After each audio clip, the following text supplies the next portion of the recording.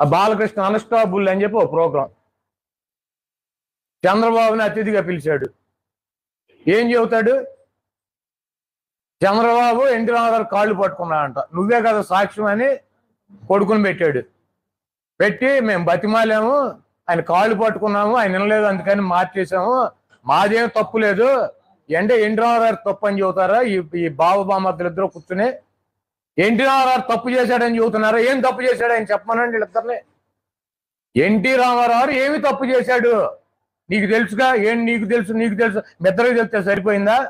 ఈ రాష్ట్ర ప్రజలకు తెలవాలిగా. చంద్రబాబు నాయుడు తప్పు చేయలేదంటే ఎన్టీఆర్ తప్పు చేశాడంట. బాలకృష్ణ గారు కూర్చోబెట్టి సర్టిఫికేట్ ఇస్తున్నాడు. ఏం తప్పు చేశాడు ఎన్టీ రామారావు?